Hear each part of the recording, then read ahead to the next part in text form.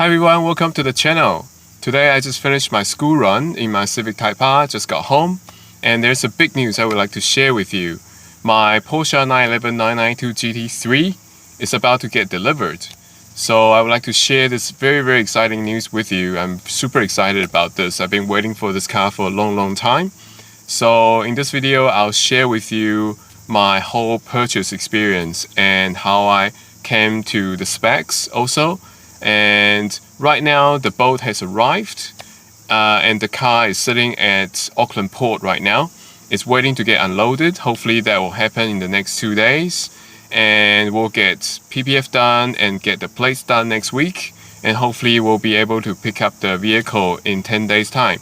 So yeah, very excited about this.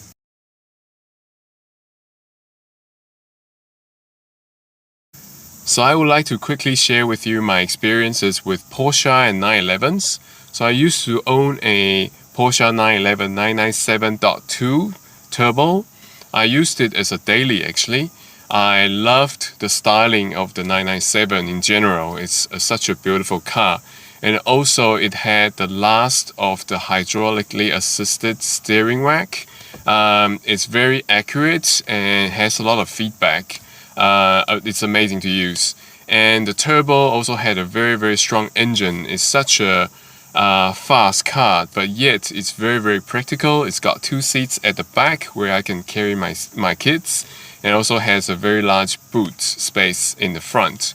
So yeah, it's an amazing all-rounder that's allowed me to use it every day, doing my everyday stuff. The only downside to that is it's a turbocharged engine, where I didn't really like the sound of the engine because of the turbocharger. It's quite muted, and also it had a little bit of lag because the 997 generation is still not as advanced as the turbocharged flat sixes that we see today in the 992 generation. And sadly, I had to sell it at the end. But since then, I've been following the Porsche brand and also the development of the 911s.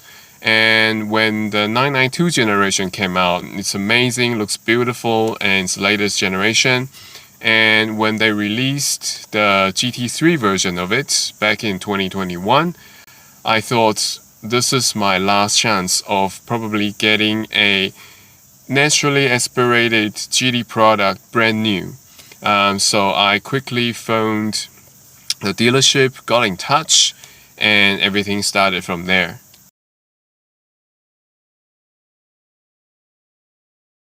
So the process of getting a GT3 in New Zealand is probably a little bit different from some of the other countries, where you have to be a big Porsche customer, where you have to spend a lot of money on different Porsche models before you can get the opportunity to obtain a allocation for GT3.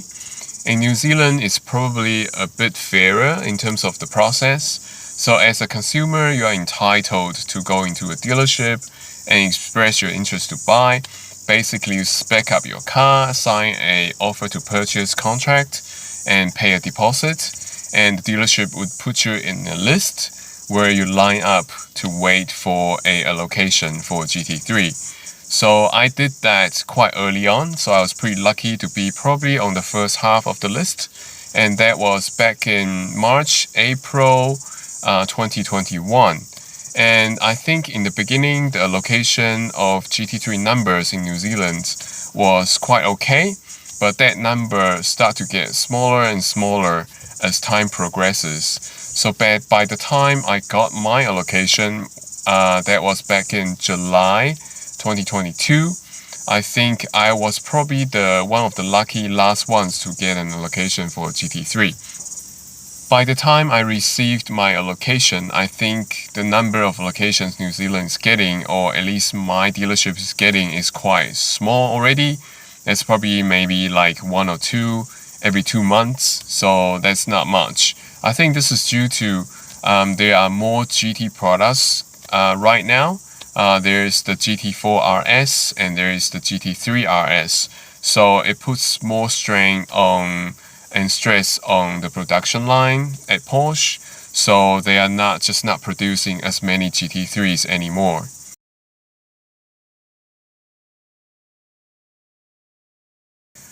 So I was very fortunate to get an allocation back in July 2022.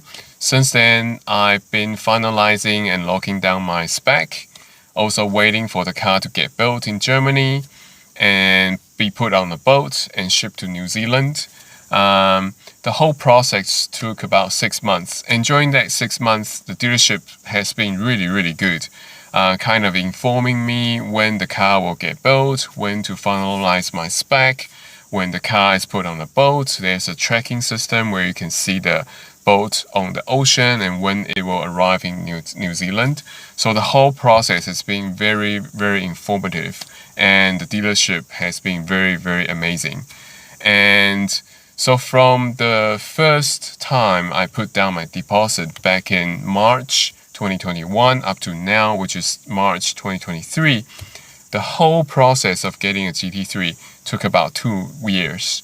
So that, I know it's a long wait, but I think it's worth the wait. The car is a very special car. It's my dream car. Actually, I always wanted to get a GT3, let alone it's the latest generation. So I'm so excited, and hopefully the wait will be over soon. Hopefully in a week or week and a half time, I'll be able to pick up the vehicle.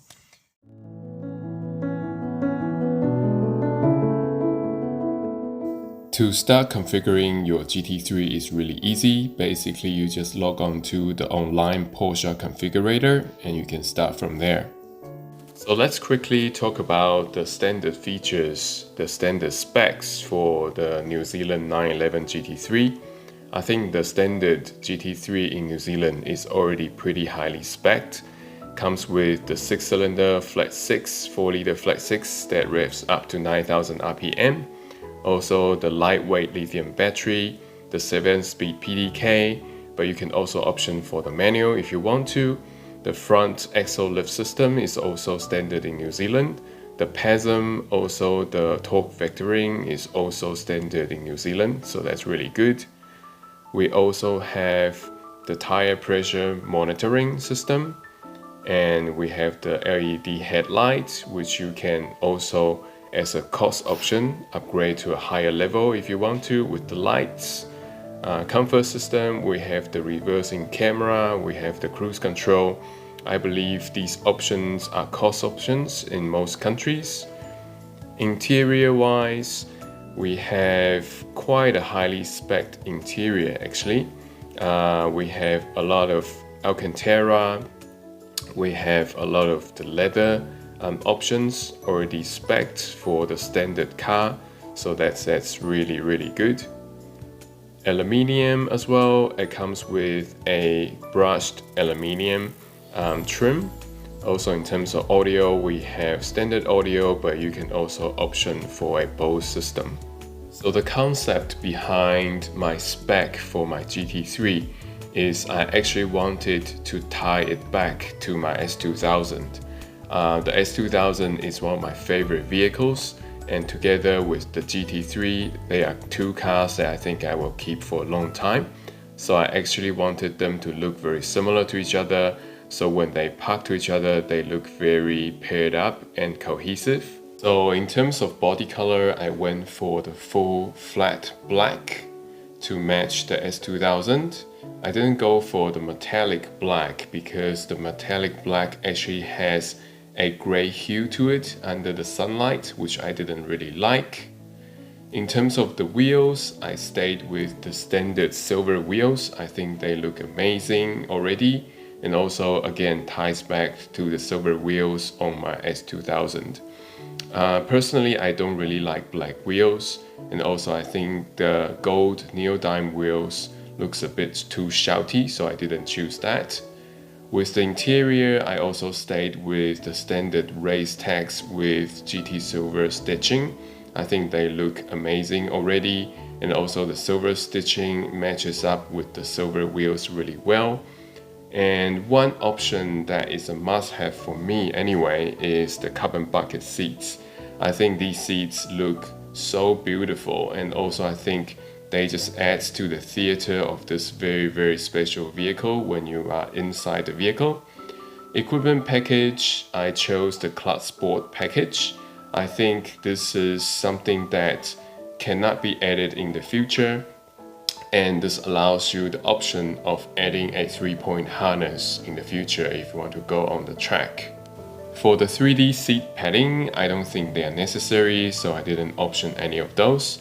For the exterior, these are mostly carbon fiber parts, which I did not option either because I think carbon fiber parts look better with a light color where they can contrast each other, but because I chose a full black car, so I don't think the carbon will show very well on my black car, so I didn't option any of these either. So for the gearbox, I went for the 7-speed PDK because I already have 3 sports cars that are manual. That's the Lotus Exige, the S2000, and also the Honda Civic Type R. So if I want to drive manual cars, I will drive those. For the GT3, I want to try something different. And also the PDK, I think it's one of the best gearboxes out there on the market. So why not choose it? I also think that the PDK pairs well, very well actually, with the 9000 RPM Flex 6 engine. So I think the PDK will probably extract more performance out of the engine and suits the character of the engine better as well compared to the 6-speed manual. A manual GT3 might hold its value better, but personally I think a 7-speed PDK is probably more fun for me in a GT3. Another option is the chrono package. I think this is a must-have. I don't understand why a GT car doesn't have the chrono package as standard. I did not go for the PCCB option, which is the carbon ceramic brakes, because 80% of the time I will use the GT3 on the road rather than the track. And I think the stopping power of the steel brakes, I think they are completely enough for me already.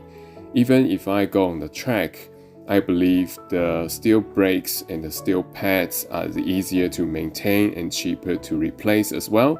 So if you happen to damage them, it's just an easier and cheaper option to maintain. For the caliper, I also stayed with red. I did not option for any other colors because I think the red actually goes well with some of the red accents on the car. For example, the red tail light and also the red deflectors as well. With the light and vision, I did not option any of these cost options either because I drive my car mostly during the day. I almost never drive my sports cars at night. So I don't think they are necessary for me. Comfort and assist, I did go for the dash cam preparation option because this is not an expensive option, and if I don't choose that, I lose the opportunity to install factory dash cams in the future. So I think this option is a good one to have. With the interior, I did not go overboard with any of these. Because the standard interior, as I said before, is already very good.